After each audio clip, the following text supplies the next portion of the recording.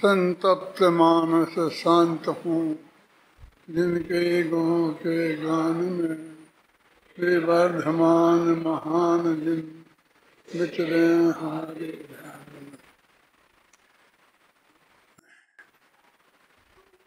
आप लोगों के जो भी मैंने सुना है वो बहुत उत्साह बढ़ाने वाला है, और उसके बारे में मैं अभी ज़्यादा नहीं बोलना चाहता हूँ, क्योंकि मुझे और कुछ आपको बताना।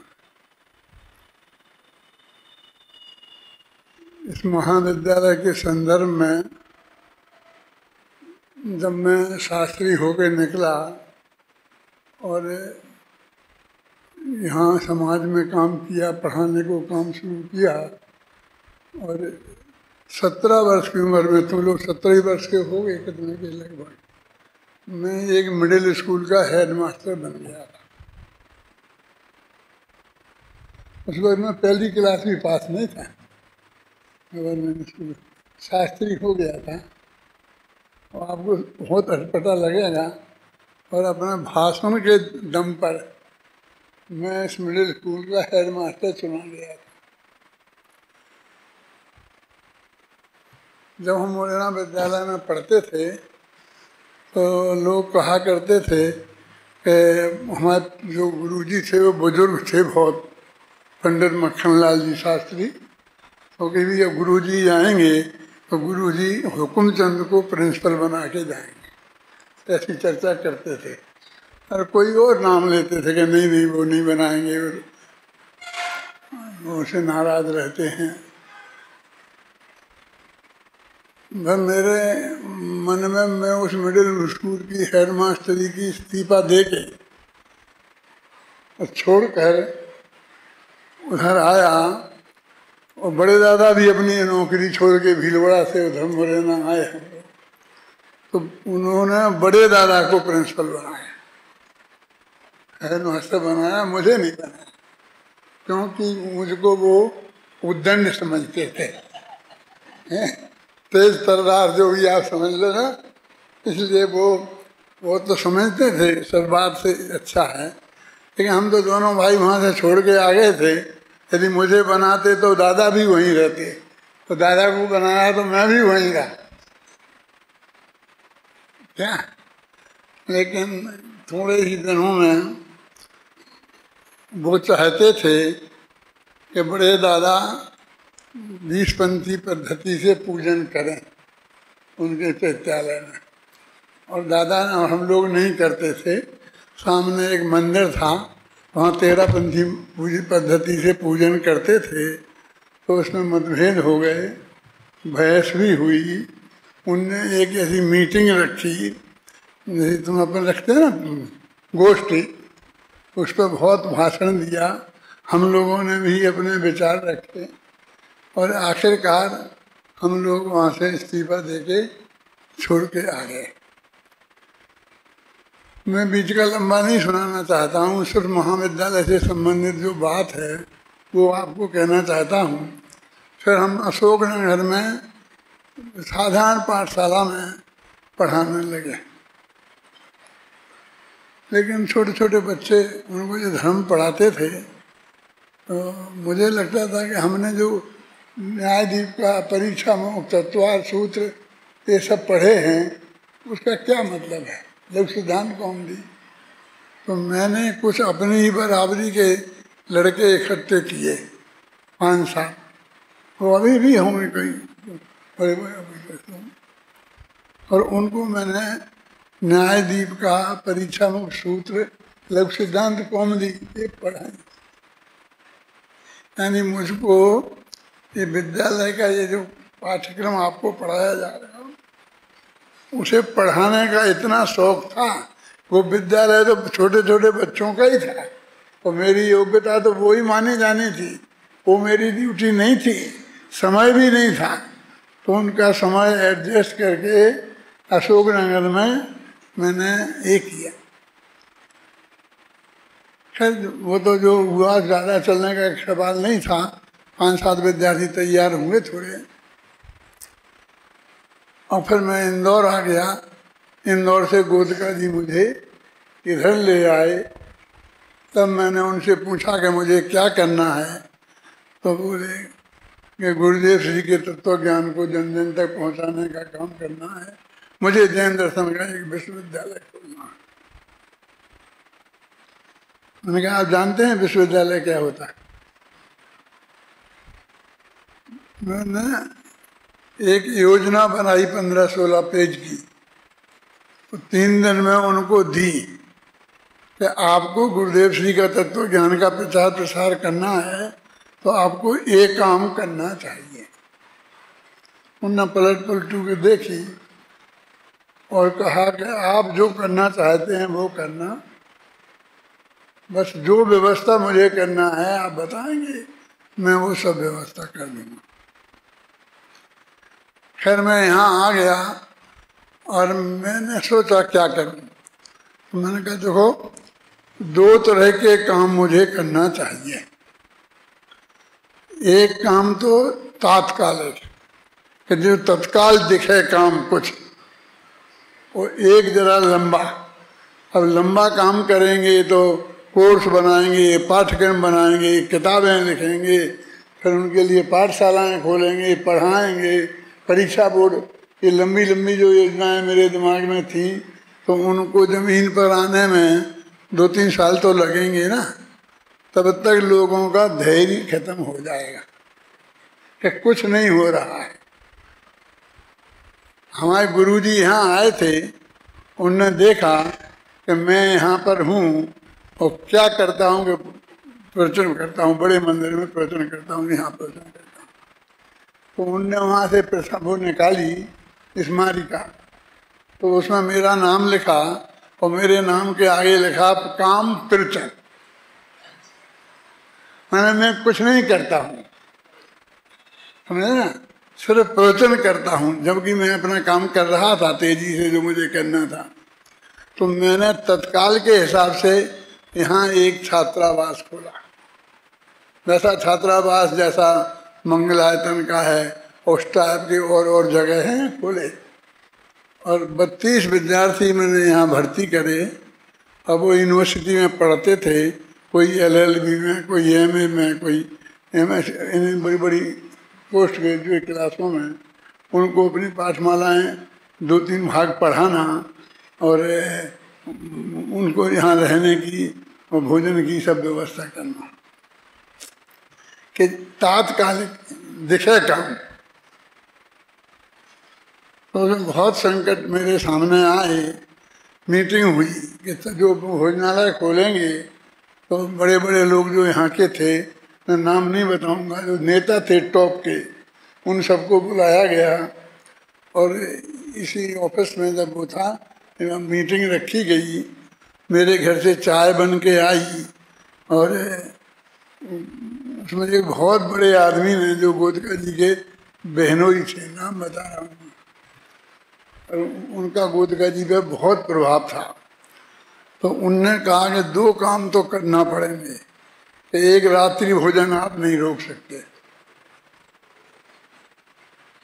और एक आलू जमी कंद आप नहीं रोक सकते, ये भोजनालय में ये चीज तो यहाँ बनेगी। मैंने बहुत समझाया, तो मैंने कहा देखो इस बाउंड्री के भीतर जब तक मैं हूँ तब तक ये 2 चीजें नहीं आ सकती, और मैं चला जाऊंगा तो चाहे जो कुछ करना हो आप करना। वो सब लोग जो समाज के नेता थे मेरे पिताजी से भी बड़ी उम्र के थे, और मैं तो 30 बरस का था यहाँ आया था। तुम कितने के हो? हैं? 24 के तो हो ऐसे। तुम कितने का है? 24-25 के हो, तो मैं 30 बरस की उम्र में यहाँ आया था। जो मैंने ऐसा कहा उनसे कि मैं जब तक हूँ इस बाउंड्री के भीतर तब तक तो ये नहीं हो सकता। और मैंने वहीं गोदका जी से कहा, पाटनी जी गोदका जी थे, क्या पूज्य गुरुदेव श्री से आप स्वीकार करा सकते हो ये जो ये कह रहे कि रात्रि भोजन और जमी कंद ये यहाँ चले स्मारक में, ये स्वामी जी से स्वीकार करा सकते हो आप? वे चुप रहे, कुछ बोले नहीं। सन्नाटा छा गया। चाय आ गई थी, चाय कप में रखकर सबको परोस दी गई, किसी ने छुई नहीं, और नाराज होके सब उठ के चले गए। वो मेरे घर की बनी हुई चाय वहीं रखी रही इसी ऑफिस में, और वो लोग नाराज होके चले गए कि ये आया है ना एक कल का छोकरा, और हमसे कहता है कि जब तक मैं बाउंड्री के भीतर रहूंगा तब तक ये नहीं होगा, इस भाषा में बात करता है, हमें क्यों बुलाया।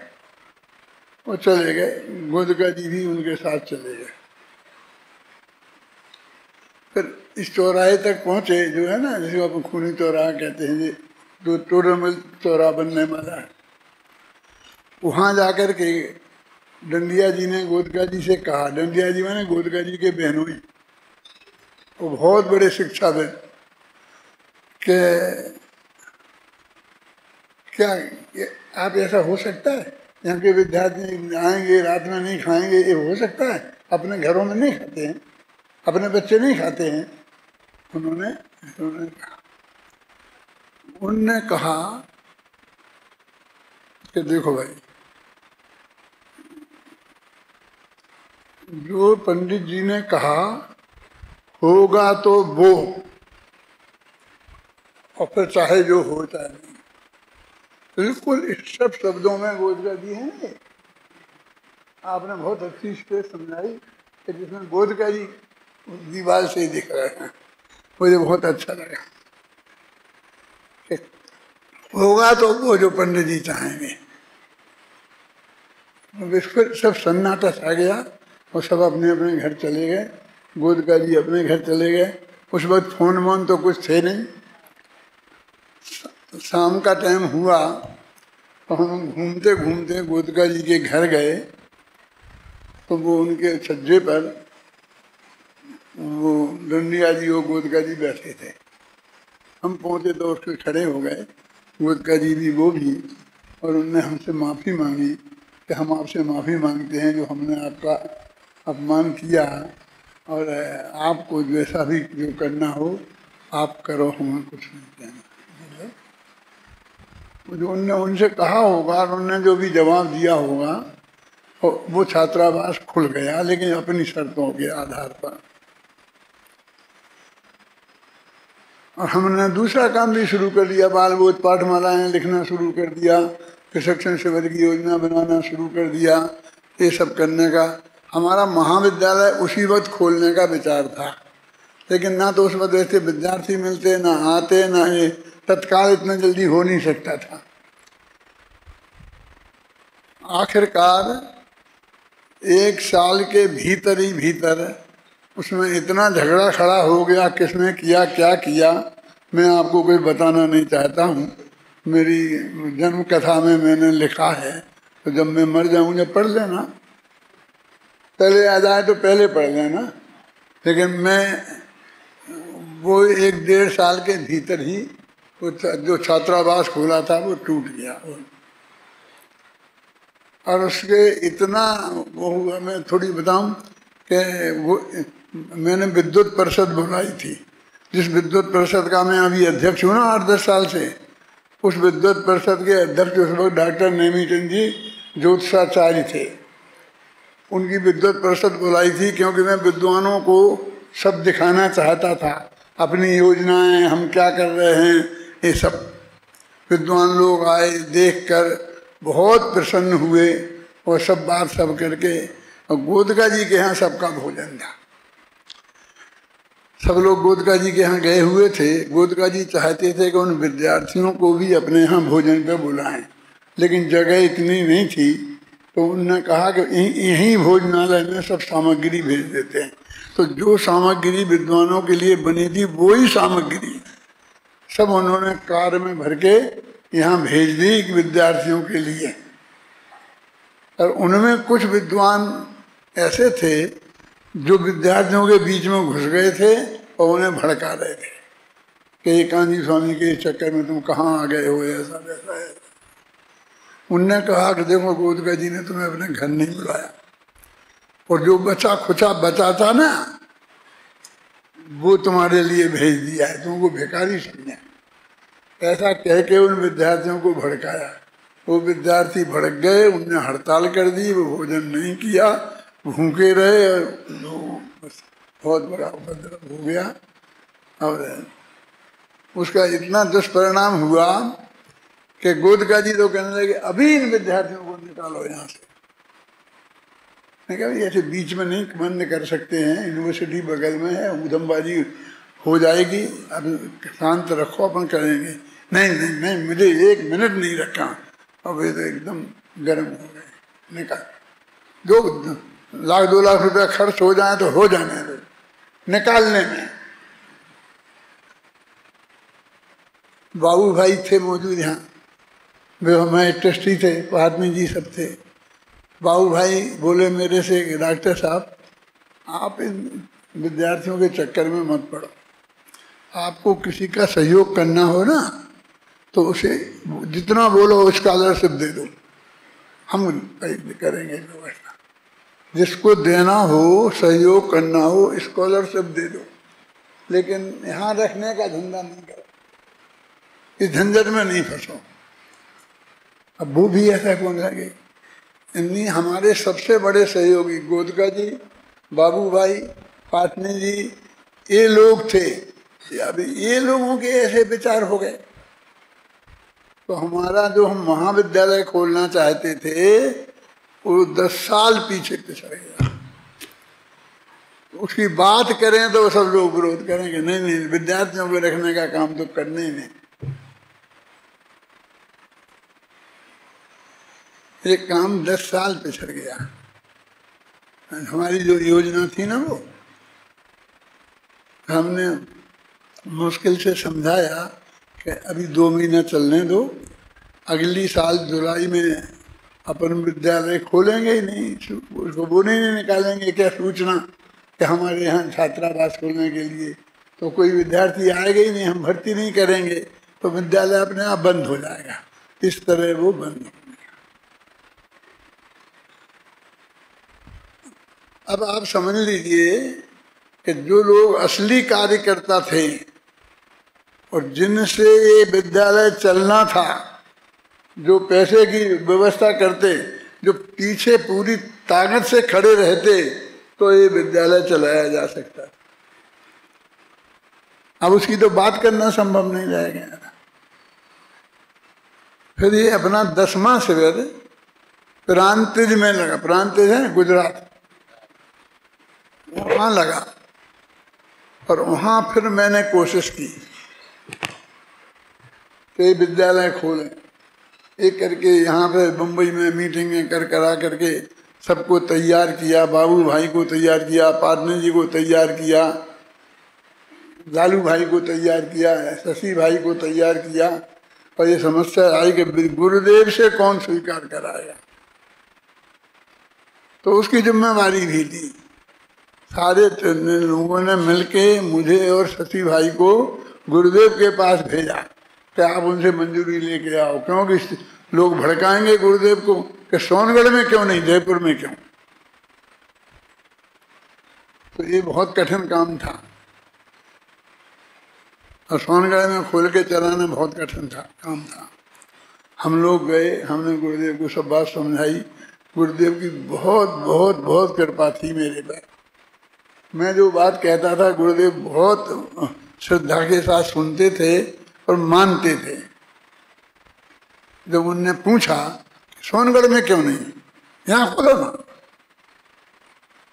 मैंने कहा गुरुदेव राजस्थान विश्वविद्यालय में ऐसी व्यवस्था है कि वहाँ जैन दर्शन शास्त्री का कोर्स है, डिग्री मिल सकती है, ये विद्यार्थी ग्रेजुएट हो सकते हैं। ये सोनगढ़ में नहीं है। वो सोनगढ़ में खोलें तो वो नहीं हो सकता है। और दूसरी बात ये है कि मान लो अहमदाबाद में वो जहाँ खोल सकते हैं तो वहाँ जगह चाहिए।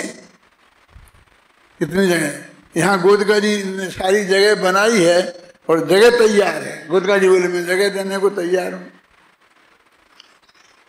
और उसकी भी व्यवस्था कर लें तो मैं हूँ वहाँ पर। चलाएगा कौन, चलाना तो मुझे है, दिमाग में तो मेरे योजना है। कोई आदमी तो उसको सुनने को तैयार नहीं है, उसकी समझ में नहीं आती है। मेरे पे भरोसा करके आपका विश्वास मिलेगा तो ये चलाएंगे, साल 2 साल चला के दिखाऊंगा, तब जाकर के ये काम चलेगा। फिर गुरुदेव से मंजूर करा ली कि ठीक है, जयपुर में ये महाविद्यालय खोला जाए।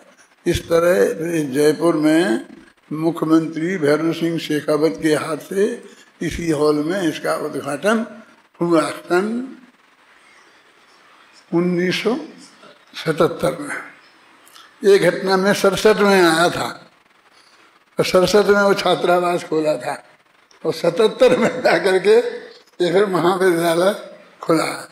फिर तो गुरुदेव का इतना सपोर्ट मिला कि उन्होंने जतीश भाई से, अभय, जो लोग वहाँ रहते थे ब्रह्मचारी, सबसे कहा कि जाओ जयपुर और पढ़ो। बड़ी उम्र के थे, उन लोगों को भी कहा, ये भी कहा, और भी आए। पहली साल 13 विद्यार्थी आए और मैं अकेला पढ़ाने वाला था। एक संस्कृत के विद्वान को मैंने रखा, ब्राह्मण विद्वान को, और वो संस्कृत के थे। और इस तरह ये महाविद्यालय खुला था। हमने ये कैसे खुला है इसकी कल्पना आप नहीं कर सकते। मेरे मन में तो वो था कि वहाँ के विद्यार्थियों को इकट्ठा करके मैंने पढ़ाया था, लेकिन मैंने सारे देश में ये सुना। अब मैं यहाँ बैठा हूँ, फिर भी यहाँ बोल रहे आप कि ये विद्यालय किसने खोला, तो कहीं किसी का नाम, यानी ना मेरा, ना पाटनी जी का, ना गोदका जी का, ना बाबू भाई का, जो भी नाम दूसरों के दे करके उनने खोला, ये किया, ये किया, ये किया। लेकिन मैंने आज तक कोई प्रतिवाद नहीं किया। ये बात मैं जो आज आपको सुना रहा हूँ, ये आज तक मैंने किसी को नहीं सुनाई, न किसी सभा में, न अकेले में भी, कभी इसकी कहानी क्या है। बनो, क्योंकि ये लोग तो मेरे अत्यंत नजदीक के लोग थे। गोदका जी, पाटनी जी, बाबू भाई, जिनके सहारे ये सब चला, इन शुरू से जो हमारे साथ में रहे। ये महाविद्यालय खुला और सारे फिर विद्वानों को हमने बुलाया। 1-1.5 साल में रहा, दिखाया सब विद्यार्थियों को बना करके। तो वो विद्वान सिर्फ इसलिए आए कि हम देख के तो आए विद्यालय के, हमारे विद्यालय में तो विद्यार्थी नहीं मिलते हैं, और इनके यहाँ विद्यार्थी इतने आ रहे हैं, इनने भर लिए हैं, कैसे आ रहे। हमसे कहते थे तो हम कहते थे अध्यात्म की रुचि के कारण आ रहे हैं, इन्हें मोक्ष मार्ग चाहिए, जैन तत्व ज्ञान सीखना है। तो उनको किसी को भरोसा नहीं होता था। उनके नाम कैलाश चंद जी, जगन मोहन लाल जी, जो बड़े बड़े विद्वान थे, जो विद्यालय चला रहे थे उस वक्त, जिनके विद्यालयों को विद्यार्थी नहीं मिलते थे, वे लोग आए। हमने उनकी क्लासें लगाई अपने विद्यार्थियों की। फिर वो जा के एक कमरे में जाते थे, तो वहाँ पर 2 तखत, जिन पर 2 विद्यार्थी, उनके 2 टेबलें, 2 कुर्सियाँ, 2 ये, और फिर हर एक के इतना शास्त्र, और वो सब व्यवस्था बढ़िया थी। फिर उनसे पूछते कि तुम लोग यहाँ क्यों आए। तो वो कहते हमें आत्मा का कल्याण करना है, जो आप लोग अभी बोलते हो, हमें वस्तु का स्वरूप समझना है, ऐसा बोलते थे उनसे। तो वो क्या बोलते थे कैलाश चंद जी, जैन मोहन लाल जी, कि ये तो ठीक है, आपको डॉक्टर साहब ने रटा दिया है कि कोई पूछे तो ये जवाब देना, इसलिए आप उनके हिसाब से बोलते हो। तुम तो असली पेट की बात बताओ। वो कहते कि नहीं, हम तो इसलिए ही आए हैं, गुरुदेव की आज्ञा हुई है, ये आई है, ये वस्तु का स्वरूप है। लेकिन वो भरोसा नहीं करते थे। उनको ये भरोसा नहीं था कि सिर्फ तत्व ज्ञान के आधार पर बड़ी जैन दर्शन के मर्म को समझने के लिए इस जमाने में इतने विद्यार्थी मिल सकते हैं। वे तो क्या करते थे मालूम, कि अपने यहाँ छात्रावास जैसा चलाते थे और यूनिवर्सिटी में पढ़ने विद्यार्थियों को भेजते थे, और यूनिवर्सिटी के पढ़ने वाले विद्यार्थी वैसे ही होते थे जैसे वे अपने यहाँ थे। इंदौर में, बनारस में, सागर में ये हालत थी। वहाँ के निकले हुए विद्वान निकलते थे, वो एक प्रवचन नहीं कर सकते थे, आज भी नहीं कर सकते हैं। ताकि मिलाओ वो देख लो हैं, प्रोफेसर होकर के निकल गए हैं, लेकिन आज प्रवचन नहीं कर सकते हैं। देख रहे ये हालत है। अपन तो ऐसा चाहते थे कि जो इस तरह का ये विद्वान तैयार हो, इस तरह की भावना। और उस दिन से आज मेरे को भरोसा नहीं था कि इतने दिन चलेगी, मैं इतने दिन जीऊंगा, मुझे तो ये भी भरोसा नहीं था। अब जी रहा, लोगों को बहुत भरोसा है। मेरी अभी आई है वो बच्ची, क्या नाम, विशुद्धि, मेरी क्लास में लड़की, उसकी माँ बोली कि दादा इसको ले जाओ, इसको शास्त्री बनाना है। मैंने कहा मैं जीऊँगा कि नहीं जीऊँगा, अभी तुम लोगों को बना दिया, अब मेरा कोई ठिकाना नहीं है, अब मेरे भरोसे मत भेजो। नहीं, आप तो जियोगे और मुझे तो दूसरी बच्ची को भी भेजना है और तीसरे को भी भेजना है, तो मेरी शांति जी से बात करो, मेरे भरोसे मत भेजो। लेकिन नहीं, हमें तो भरोसा है, आप तो जिंदा रहेंगे, एक लोगों को भरोसा है कि जिंदा रहेंगे, रहेंगे चाहे नहीं रहें, ये विद्यालय रहेगा और वो इसी रूप में चलेगा। ये बात मुझे आपको बतानी थी, इसलिए बता रहा हूँ। फिर जीवन में मैं कभी किसी से कहूँगा कि नहीं कहूँगा, आज तक कही नहीं है, बिल्कुल नई बात है। आप आए हो, आप 5 साल यहाँ रहना चाहते हो, पढ़ना चाहते हो, जैन दर्शन के विशेषज्ञ विद्वान बनना चाहते हो, कि फिर तो जाएंगे तो साल भर बाद पछताएंगे, 2 साल बाद पछताएंगे। नहीं, कोई नहीं पछताएगा। मैंने तो आज तक नहीं पछताया ना। मैं सचमुच आज मुझको ये नहीं है कि मैं ये नहीं हो करके ये होता तो बहुत अच्छा होता। यदि मैं नेता होता, प्रधानमंत्री होता, मैं राष्ट्रपति होता, मैं कुछ भी होता, जज होता, डॉक्टर होता, ऐसा मेरे दिमाग में कोई कल्पना नहीं है। मैं जो हूँ मैं उसमें बहुत संतुष्ट हूँ। और आप सोच नहीं सकते, मैं दिन भर आपकी क्लास में सुनता हूँ, मैं ज़्यादा देर बैठ नहीं सकता, ना ज़्यादा देर खड़ा नहीं रह सकता। खड़ा तो बिल्कुल नहीं रह सकता हूँ, मैं गिर जाऊँगा यदि खड़ा रहूँगा तो मैं घर पे कुर्सी डाली है ना, तो 5 मिनट बैठता हूँ, फिर 5 मिनट घूमता हूँ, फिर बैठते घूमने से थक जाता हूँ तो जाके अंदर लेट जाता हूँ, स्पीकर चालू रखता हूँ। 24 घंटे ज्ञानोपयोग में रहता हूँ। ये मेरे साथ देख रहता है, क्या नाम, जिनेंद्र, मैं इनका नाम भी भूल जाता हूँ, जिनेंद्र का नाम भी, जो दिन भर मेरे पास रहता है। क्या मैं कहता हूँ बुलाना उसको, किसको सोच के बता रहा हूँ, शांति जी को। इतने नजदीक के लोगों का भी नाम भूल जाता हूँ, गांव भूल जाता हूँ, समझे ना। मैं तुमको पहचानूंगा ना, क्या पुराने विद्यार्थियों को पहचानता हूँ, रेल में मिलोगे तो पहचान लूंगा, ये भरोसा नहीं रखना। तुमको ही बताना पड़ेगा कि मैं आपके विद्यालय का विद्यार्थी हूँ, इस क्लास का हूँ, कैसा पढ़ता हूँ, ये तुम्हें बताना पड़ेगा मुझे। अब तो भाग्य से ऐसा मौका आना नहीं कभी, क्योंकि मैं रेल में चल नहीं पाता हूँ, रेल बहुत तेज चलती है ना, तो मैं बाथरूम नहीं जा सकता उतनी चलती हुई, मैं गिर सा जाता हूँ।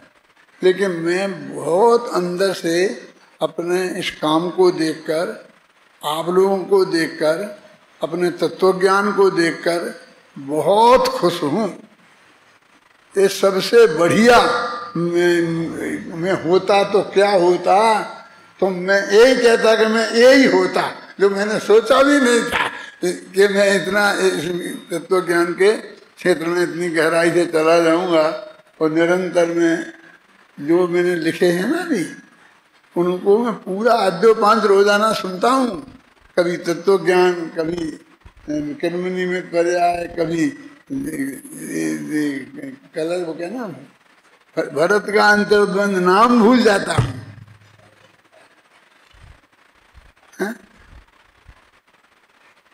इसलिए आप लोगों का भविष्य बहुत अच्छा है।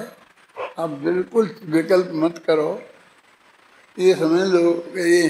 अब एक बात आप लोगों से मैं निवेदन करता हूँ कि छोड़ दो। एक तो ये नीचे लिखा आता है ना कि क्रिकेट फलाना, आपने ने बांध दिया है कि आपको कौन से खेल में रुचि है।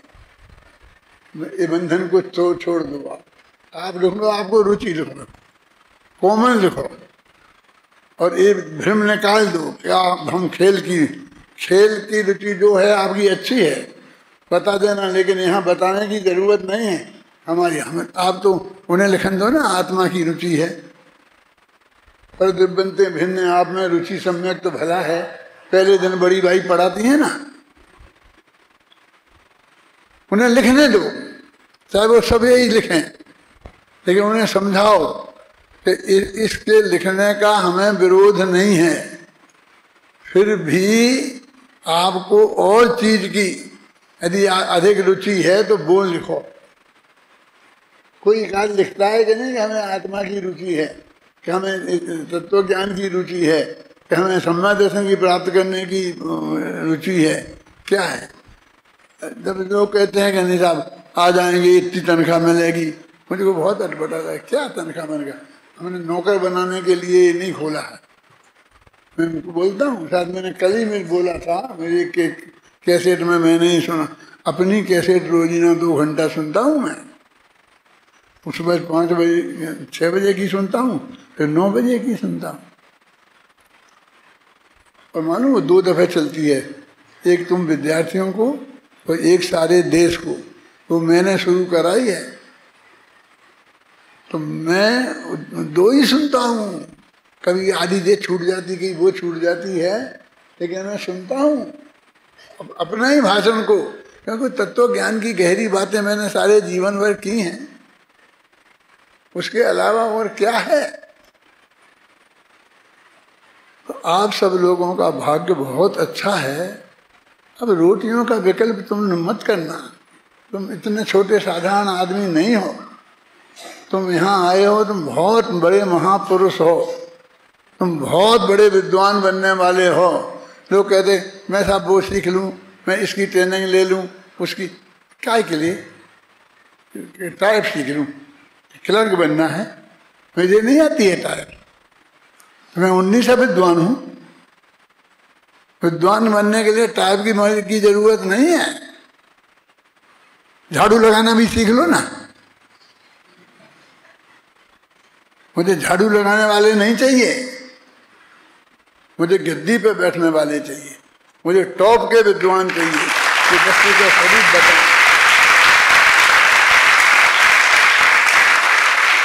इसके लिए विद्यालय चल रहा है, इसलिए आपको एक छोटा छोटा दिमाग मत रखो अपना, और जो करना हो तो बाद में है ना।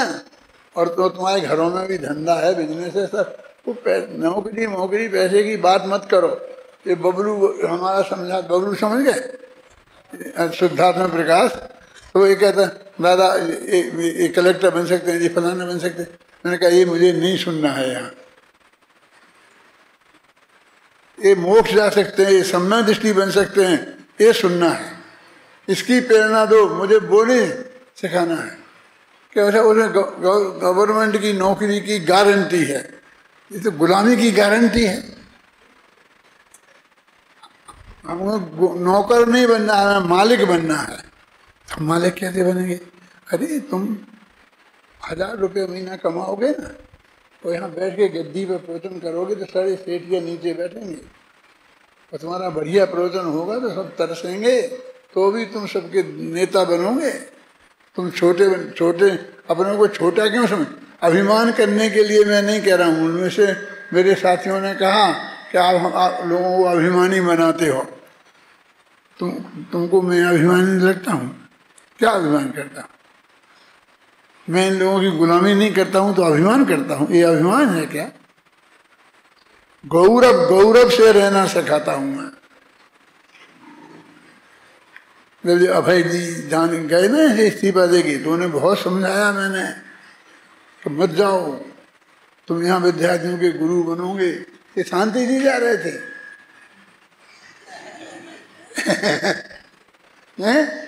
मैंने सबको क्या करोगे, मुझे पैसे में से नहीं सुनना है, भाग्य से तुम्हारे पुण्य का उदय है, खूब मिल गया, तुम्हें क्या कमी है? कोई कमी के बढ़े, कोई तकलीफ हुई क्या?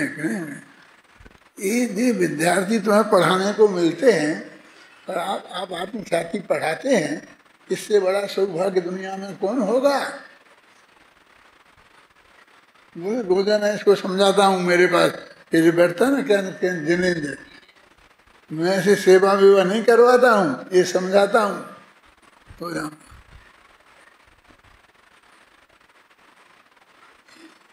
ये जो तुम्हारे अध्यापक लोग हैं ये बहुत अच्छे हैं, वो बहुत काम करते हैं, लेकिन अभी भी मैं इन सबसे अधिक काम करता हूँ।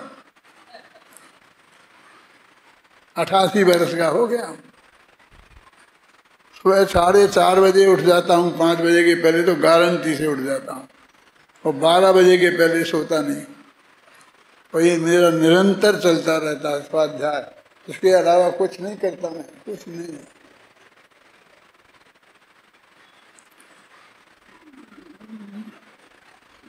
मेरे बच्चों ने एक मकान बनाया है, पता था, और उसमें मेरे लिए एक बहुत बढ़िया लेटेस्ट कमरा बनाया है। ऐसा बाथरूम के जितना एक तुम्हारा पूरा बेडरूम होता है ना, उतना तो बाथरूम, और लेटेस्ट। ओके दादा आपको वहाँ चल के रहना पड़ेगा। मैं कहीं नहीं जाने वाला हूँ, मुझे संस्थान ने क्या छोटा मकान दे रखा है, मुझे क्या कमी है। मैं अपने विद्यार्थियों के बीच में रहूंगा कि मैं तुम्हारे पास वहाँ जाऊँगा।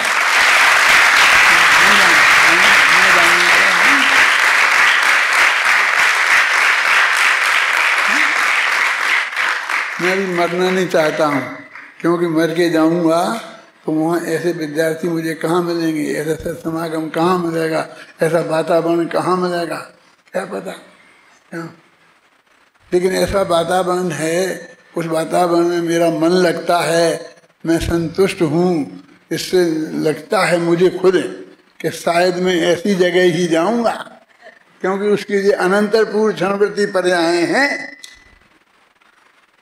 अपने अपने परिणाम कैसे हैं, इससे ये निर्णय होता है कि हम कहाँ जाने वाले हैं। उन परिणामों से हम जाएंगे ऐसा नहीं है, जाने का तो अनंत काल पहले से नक्की है, भगवान ने जाना है। लेकिन हमारे जो परिणाम हैं वो इतने निर्मल हैं, इस तत्व ज्ञान में रमते हैं, तो तुम सारे दुनिया से छटके इस तत्व ज्ञान को सीखने आए हो, और ये दुपट्टा पहन के यहाँ बैठे हो, और दुपट्टा पहनने में तुम्हें शर्म नहीं लगती है। कोई पहले जमाने में तो लोगों को टोपी लगाने में शर्म लगती थी, क्यों, ऐसे कपड़े पहनने में। इसलिए तुम लोगों का बहुत अच्छा भविष्य है, तुम आए हो, कोई को कोई तकलीफ होने वाली नहीं है जीवन में, और तुम्हारी वजह से एक एक गांव भी धर्मात्मा हो जाएगा। एक एक तुम्हारे माँ बाप, तुम्हें जो तुम्हारे माँ बाप का कल्याण तो नक्की ही है, वे भी पक्के हो जाएंगे, सब पक्के हो जाएंगे। और ये चेन्नई से आए हैं, 4 दिन पहले आए हैं, कितना बढ़िया बोलते हैं, जो भी बात उन्होंने बोला उनके दिमाग में घुसा, मुझे बहुत प्रसन्नता होती है। मैं इतनी देर बैठ नहीं सकता, इसलिए मैं ज़्यादा बोल नहीं सकता हूँ, लेकिन जो मैं तुमको बोल रहा हूँ इतने में ही तुम बहुत ज़्यादा समझना। और मैं निरंतर एक तुम्हारा उज्जवल भविष्य चाहता हूँ, और निश्चित रूप से तुम्हारा सबका उज्जवल भविष्य है। सारे देश में से छट छट के एक एक जीव आया है, हमने थोड़ी छटा के हम कहाँ किसके पास गए थे, क्यों, ये हमारे ये हैं। अब इनको हमने क्या कहा, हम एक साल में मिलते ही नहीं हैं, अब ये ऐसे बोल रहे हैं, ऐसा है ऐसा है ऐसा है, सब बोल रहे हैं ना, आओ भैया आओ। तो ये बहुत अच्छा है, और आप लोग सब अच्छी तरह से आइए, रहिए बहुत प्रेम से।